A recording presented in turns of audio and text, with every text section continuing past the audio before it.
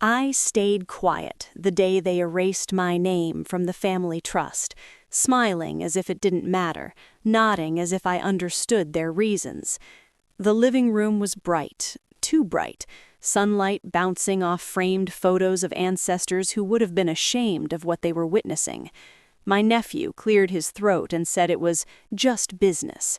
My sister-in-law avoided my eyes. Someone joked that I had always been simple, never ambitious. Laughter followed. I let it. They thought my silence meant I was harmless. They were wrong. I learned early that noise makes people careless. Silence makes them bold. Bold people make mistakes. Years ago, when my husband died, I became convenient. Convenient to overlook, convenient to borrow from, convenient to promise things to and never deliver. I cooked for gatherings, watched children grow, kept secrets no one else wanted to hold. When arguments broke out, I was the one asked to calm things down. When blame needed a home, it often found me. "She won't say anything," they'd whisper, and I wouldn't. Not then. That afternoon, after the papers were signed and my share quietly redirected, my nephew patted my shoulder. "You'll be fine, Auntie," he said. "You don't really need all this responsibility."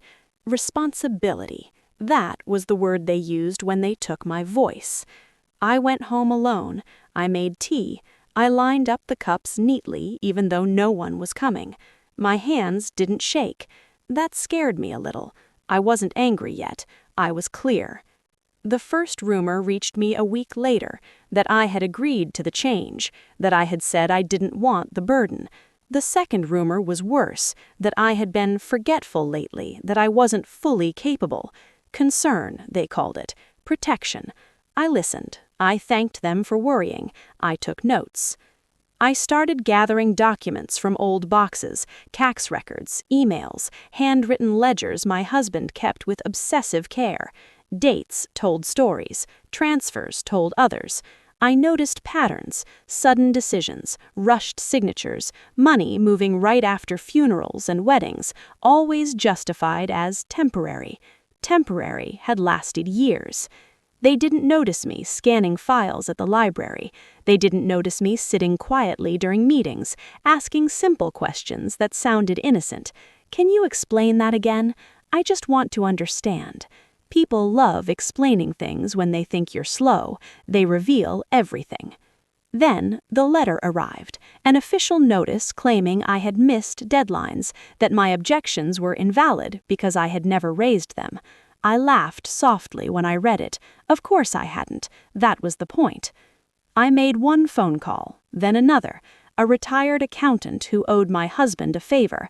A legal clerk who remembered my kindness when no one else did. I didn't accuse. I asked. I didn't demand. I listened.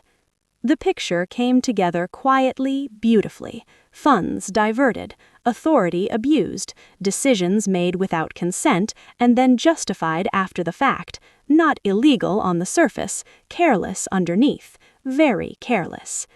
They invited me to a family meeting to clear the air. I arrived early, wearing the same plain sari they were used to seeing, hair neatly tied back. I took a seat near the end, let them feel comfortable. My nephew spoke first. He talked about unity, about how misunderstandings happen, about how I should trust them. I nodded. When he finished, I stood. "I have something to share," I said. My voice was calm, too calm. The room leaned in without realizing it. I handed out copies, statements, timelines, email chains. I watched faces change as pages turned. My sister-in-law went pale. Someone tried to interrupt me. I raised a finger, gently. "Please," I said, "let me finish. I've listened for years." I explained how decisions were made without quorum, how funds were reallocated before approvals, how my consent had been assumed but never given. I didn't raise my voice. I didn't insult anyone. I simply narrated facts. Facts are ruthless when you let them speak. They tried to laugh it off. Then the lawyer I had invited cleared his throat. He explained consequences, not threats, outcomes. audits, reversals, accountability.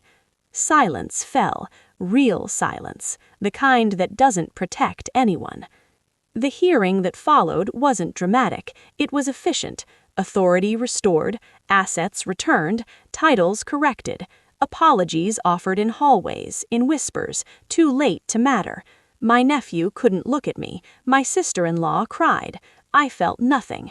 Relief came later. Afterwards, someone asked why I waited so long, why I didn't fight earlier. I thought about it before answering. Because, I said, people show their true intentions when they think they're safe. Now my days are quieter, but not empty. I manage what's mine. I choose who enters my home. I speak when it matters. I stay silent when it's powerful. If you're listening to this and you've been underestimated because you're calm, because you don't rush to defend yourself, remember this: silence isn't surrender. Sometimes it's strategy.